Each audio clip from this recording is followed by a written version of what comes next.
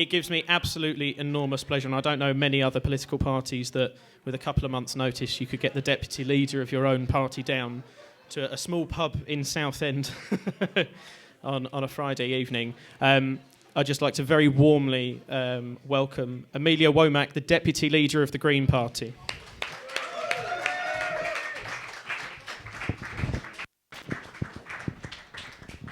Thank you so much. And thank you, Benali, for that speech. Because I'm not going to mince words on this. Right now, we have a homophobic, misogynistic, racist Prime Minister. And we all need to think about our power on how we make change and how we're making that change happen. I want to begin by thanking this event being put on. Thank you everyone who's been involved, because this is how change happens. It's in communities, it's through arts and music, but that must be embedded in politics. I know my journey into politics has been about a passion for social justice and environmental justice. Something that has raised with popularity over the years because of people like you wanting to make change happen. Building those movements, whether that's in a political party, a union, or activist campaigns, and speaking out against injustice whenever you see it. Now, I've been deputy leader for nearly 6 years. I've done 3 general elections, and definitely when you count my grey hairs, you'll probably know which ones. We have a chance to make change. And my God, aren't we so desperate for it? There are many people that have voted to leave the European Union or voted for a Conservative Prime Minister and a Conservative majority, feeling like that was a kick against the establishment. Yet what we're going to see is our communities once again torn apart and the priorities hold dear being deprioritized at every level. My inspiration for joining the Green Party was just that, about how we make change happen. Because I feel like I was an activist, working to make that change, speaking out against these issues. And sometimes it felt like we had small wins. Now, I've been lucky enough to have grown up with a Labour government as part of my youth, and it really felt like we were pushing for a vision. We wanted better investment in the NHS, we wanted better investment into our youth services, into our rape crisis centres, and making sure that our communities were built from the grassroots up. Yet, under this Conservative government, it feels like we're just fighting to be like, please stop. Just stop the destruction and stop tearing apart our communities. This is the power of getting more Greens elected, getting people that you want elected. Because as we work for change as a campaigner, we can get those short-term wins. But if you want to win change, not just for this generation, but for generations to come, not just here and now, but making sure we're building for a better future, we need to have people elected that represents those values, making sure that we don't need to push for less bad things to happen, how we work together to build a vision for something better, whether that's better investment in our services or whether that's towards a Green New Deal, where we ensure that social justice and environmental justice are intertwined at every single level, making sure that we remain below 1.5 degrees of warming, rewild our country, and make sure that nobody is left behind, because every single person is about that vision. I'm not going to say that's easy. I'll give you a tip on how to win elections. You basically find out where all your supporters are, make sure that they are... This has been a great... So for anyone that's not seen me talk before, I need to use my hands a lot. And using a mic stand becomes a little bit... I feel like I can't express myself properly. But today, obviously, it's been a little bit of a... Not helpful in itself. But at least you get the full gestures. I hope that the gestures are helping. Also, if you haven't seen me speak before either, quite often at events afterwards, I'll always get a photo where I look like I'm singing, so watch out for that one. I don't know how it happens, but it happens every single time. That's Daniel saying he's already got one. I was talking about a Green New Deal and that vision that we can build, because I think we're thirsty for vision at the moment, and we're thirsty for change. And I've been counting down the days until our next election, because with that December election in 2019, it does mean that we only had 4.5 years of a Conservative government if we keep the Fixed Term Parliament Act. So realistically, we've got 4 years now until we can make sure that we get them out next time. So that is a little bit of hope to hold on for as that time is ticking away. But one of the battles that we have as a Green Party, one of the battles that we have for our ideas is the fact that the system is always stacked against us. Let's make no mistakes. This system props up the elite, whether that's the few people that have control of our press and media. The ideas that are put into the public are held within the pockets of the likes of Rupert Murdoch and his friends. A political system that is based on first past the post. Now, the only other place in the whole of Europe that doesn't have some form of proportional representation is the Vatican.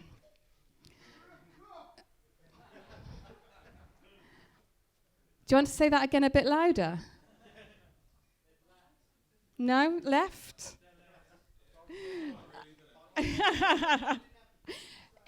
If someone didn't hear that, that was an I love Boris Johnson and are calling me a cock. But if we look, whilst running away, which I feel like, given the mess that we're currently in, it boils down to the fact that we need to win ideas about what change looks like, because it's not going to get somebody who is privileged, an Etonian that has won his position as a result of the finances he has and his private education. We need to be making sure we stand against that and we make a movement that's about each and every one of us, regardless of our background.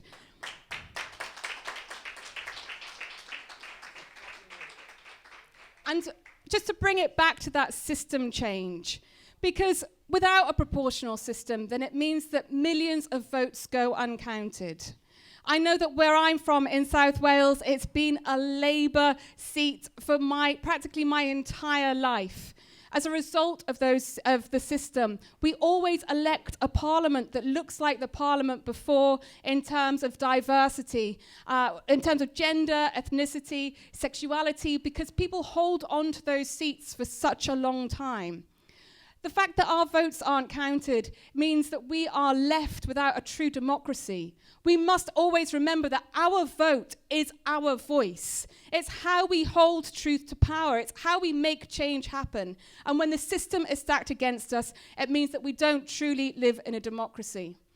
Let's not forget, in the last general election, the Conservatives increased their vote share by 1.2% and won their 80-seat majority. The Greens increased theirs by 1.2% and retained their one MP, although, as I always say, Caroline Lucas does the work of 80 MPs, although she might just be the one. In 2015, the Green Party got 1.1 million votes and their one formidable MP, while the SNP got 1.6 million votes and 56 MPs. That isn't an equal way to do democracy, and it isn't how we should be running our country. I think we've got an opportunity to speak out about our system, our broken system, our unelected House of Lords, the lack of media diversity we have. But it's going to be tough.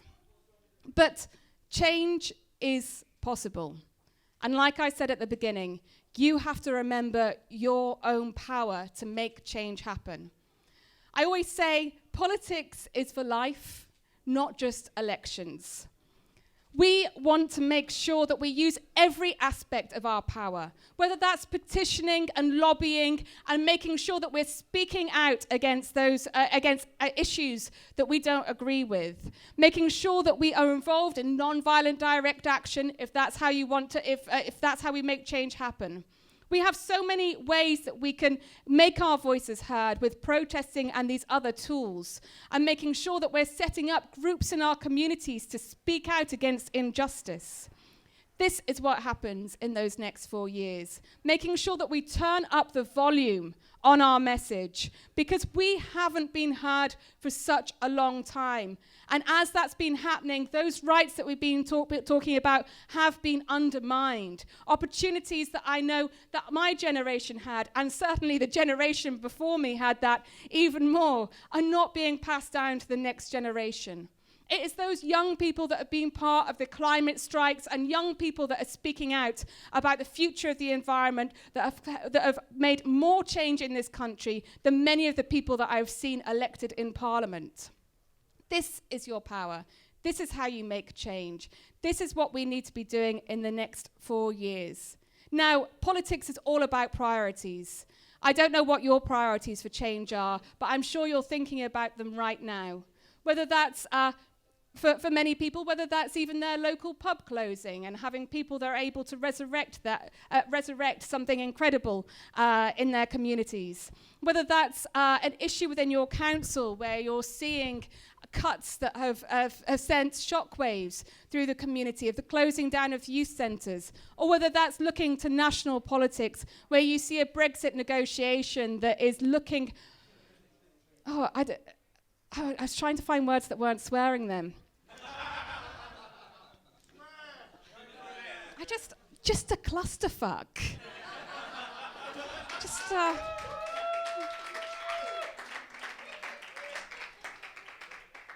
Then we need to make sure we use everything in our power to speak out. We stand on the shoulders of giants when it comes to change, whether that's from the suffragettes or the Chartists, or even with Extinction Rebellion and the youth strikers that have worked to make sure that we have a climate emergency declared in Westminster and councils across the country.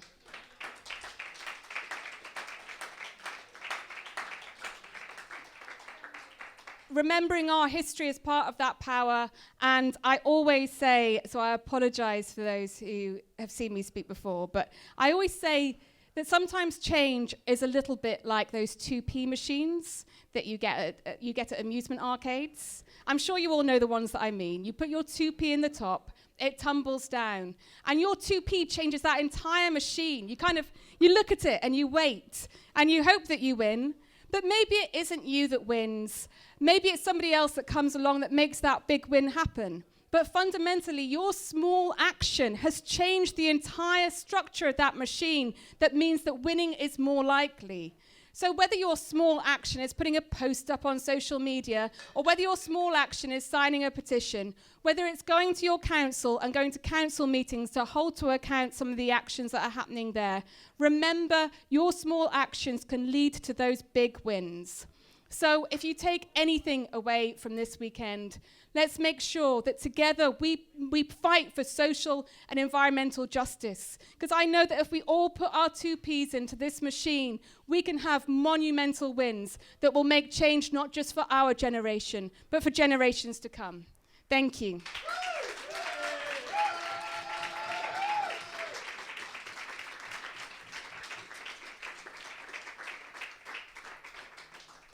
Were there any questions? Have I got time for questions? Yes, Amelia. He's coming. Oh, God. Everybody knows this is coming. Sunday, Yes. International Women's Day. Sunday starts with International Women's Day. What are you going to do to stress the importance of women's? Thank you very much. So for you, those of you who didn't hear it, that's on Sunday, it's International Women's Day. This is a chance to make sure that we're speaking out about issues that affect women here in the UK as well as around the world. Let's not forget that many of the oppression that's happened internationally isn't just about what happens here, but about how we look at different aspects of our global communities. We need to be making sure that we use this opportunity. I think you asked what I was doing personally, and what, for me, I think is important, is the domestic violence bill has fallen within Parliament the same week as International Women's Day. And I think this is an important part that we make sure that we're talking about the 24 million women who have experienced domestic violence in the UK. 2.4 million. Thank you for Matt for reading my article earlier. The 2.4 million women that experience domestic violence each year, and making sure that we're creating a society where violence doesn't happen. Now, I think if you look at young people, no one grows up thinking they're going to be violent or experience violence. And there's a whole point of education of who we think of ourselves as a society that needs to work to challenge the fact that so many women are, as well as men, are experiencing violence in a variety of different relationships. I think it's important that we pass that bill, that we make sure there's better investment into our communities to support the domestic violence centres. That means that women have a chance to speak out and escape their abusers. But also, as you heard earlier, as the Green Party, we support a universal basic income. This is vitally important at addressing many inequalities. If you look at why women don't leave their abusers, it's often linked to finances and their own independence. And so having a weekly amount of money each week is a chance for people to cut those ties and unburden themselves from the fact that the fact that they wouldn't potentially be able to survive without their partner. Just a couple of weeks ago, I saw a homeless woman whose sign said, "Running away from domestic violence, please help." And even things like, as a society, we let so many acts of violence just slip like they're water under the bridge, when actually there are rights that are being undermined for women across the country. So I've been working to make misogyny a hate crime, because that's what it is.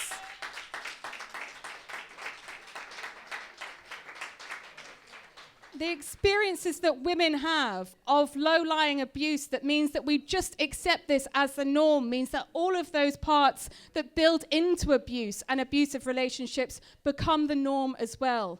We cannot be accepting in our society for abuse and harassment in our streets. And for those of you, and I get a lot of them, who go, "Well, you just want to stop people from wolf whistling, don't you?" Since when have people gone out and fought for their right to wolf whistle? But there was a case where a young woman who was 13 actually did have to use the misogyny as a hate crime legislation, which is in force in Nottingham, to speak out against an abuser. Every time that they went to school, they get wolf whistled and have explicit things shouted at them that made this young woman feel scared to leave her home, scared to go to school. And it was as a result of this legislation that meant that women felt empowered to come out and speak about their experiences. So while as part of the campaign to make misogyny a hate crime, it's vitally important that we speak about the communication of that, because actually where I'm from in South Wales, apparently it is a hate crime, but no one's ever told anyone, so no one's come forward to report it, which isn't helpful or empowering to anybody. So having a clear communication that enables women to speak out, but also making sure that there's training for police about what misogyny looks like. Some police in Nottingham were surprised at the experience of misogyny that their female colleagues have, that they didn't realise was misogyny until they were described what misogyny looks like, because we become so used to it as a society. But we also need to, on top of that, we also need to make sure that we're providing education in our schools to ensure that people understand what misogyny and abuse look like, and that is helpful at every level. So thank you for the question, Simon. And I feel like, again, another point of equality we need to fight for, whether that's more women in Parliament, but this year I've been talking about the domestic violence bill.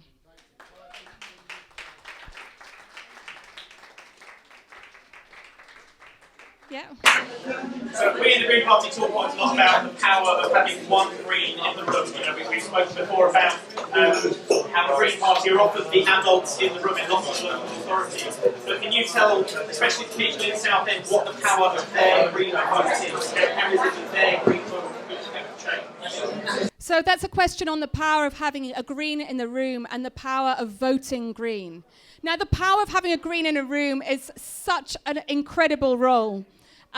Just getting one Green elected means you've got better scrutiny of what happens in the budget and accounts, as well as the policy making that happens in councils. It's interesting that where I've seen Greens elected, whether that's just one Green, a handful of Greens, that suddenly people will start coming to us with Green ideas and putting it in a standard because they don't want the scrutiny further down the line. We also have that big vision about the future with our councillors putting into force local Green New Deals, whether that's making sure that you're tackling fuel poverty in your community by putting solar panels on some of the poorest homes to make sure that people don't need to choose between putting food on their table and heating their homes, or whether that's about a public transport network that genuinely works for people. And that power of voting Green is how we get those Green, and also to make sure that we've got policy in place, because like I said with campaigning, so often it feels like we're campaigning for something or against something. If you've got the elected representatives that hold the same values as you, then it's a chance to make sure that you don't need to always fight, because they will be there fighting your corner at every single level. But your power of voting Green, because it is a powerful vote, especially in local elections, and it's great to have our candidate here. And because we are beating that first past the post system at the local level. And the amount of doors that I've knocked on where people say, oh, I'm not going to vote Green because you don't have a chance of winning. That is not how you make change happen, because if everybody says that, then you're never going to get the kind of politics that you want. That Green vote not only builds toward, if you don't get a Green elected, it builds towards getting more Greens elected. And I swear that also people will start taking notice of the issues that you're passionate about, because they'll be trying to win those votes back. I feel like a lot of political parties talk about voters as if they own them somehow, like we're stealing votes from other parties. But actually we're just speaking out about truth, about justice, about things that are community values and people and things that people believe in. And the narrative changes when the Green vote increases, and as well as policy changing when we get people elected. So in every election, the more you vote for us, the more you get to hear about it in the press and media, the more you get to hear about Green issues in every single aspect of politics, and the more chance that we have of getting those Greens elected to ensure that we've got that long-term change that we so vitally need.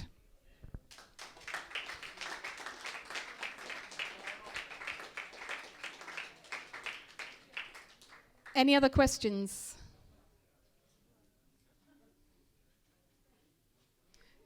Are you sure just one more? I feel like we haven't heard from any women in the room then. Just a generic question about how climate change affects politics.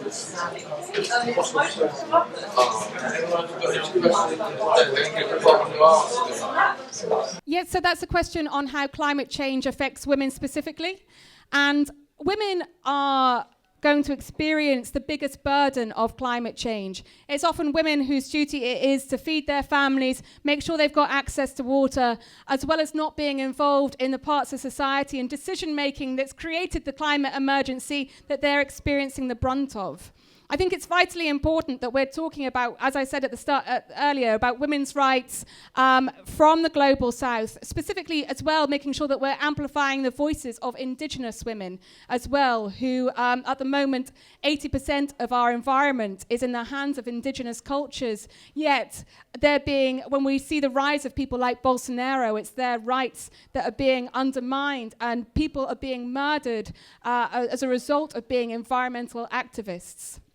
But I also think there's an aspect, not only do women face the biggest brunt, but women are becoming leaders in the climate movement. With people like Alexandria Ocasio-Cortez, with people like Greta Thunberg, even with Caroline Lucas, we see women at the front line of battling for change and environmental justice.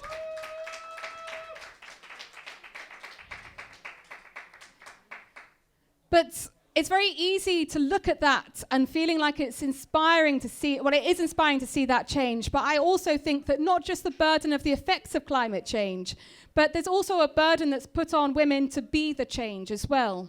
Now, I do think that individual change when it comes to the environment and climate is vitally important. It's as a result of veganuary, and let's not forget that was a collective movement as well. So again, how campaigns can really work, that we've got more vegan options in our supermarkets, in our cafes and restaurants, because people are seeing vegan as being commercially viable because of a political movement.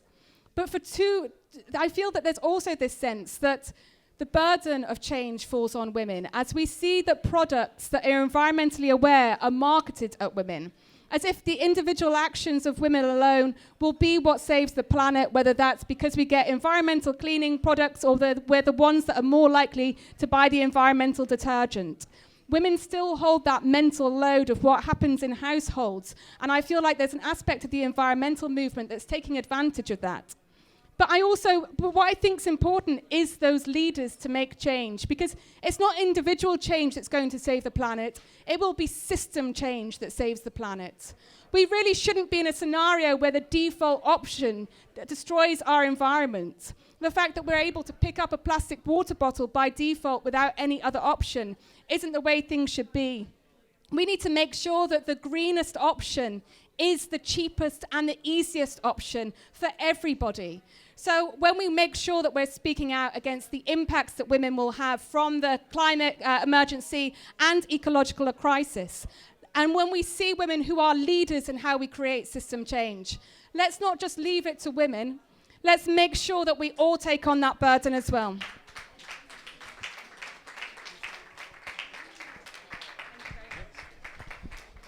Right then, folks, Amelia Womack.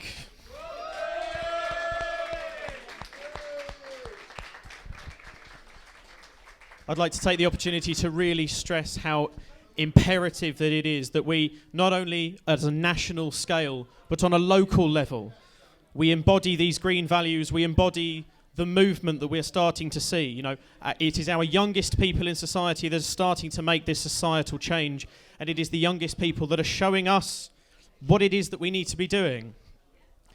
We're seeing that in Southend as well.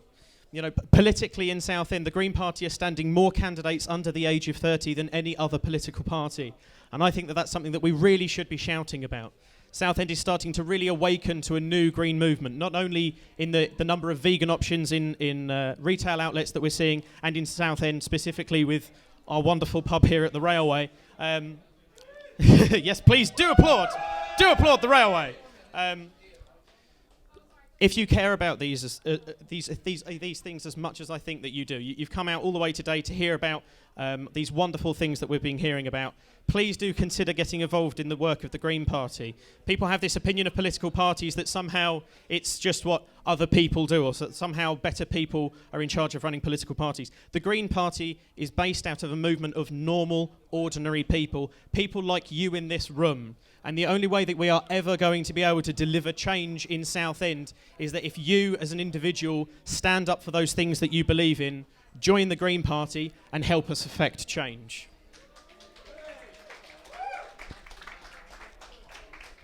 Enough of me. We have an entire evening of some really wonderful live music lined up. All of the people that are playing this evening have agreed to play for free for us because, again, as I say, this is a fundraising event for the local Green Party. There will be buckets going around this evening. Please give as much as you physically can because we really do rely on it. I believe that our first act, we've got Frankie Rowe this evening, everybody. Frankie should be on stage within the next 5-10 minutes or so. Please stick around for what is going to be a wonderful night. And again, thank you for coming out.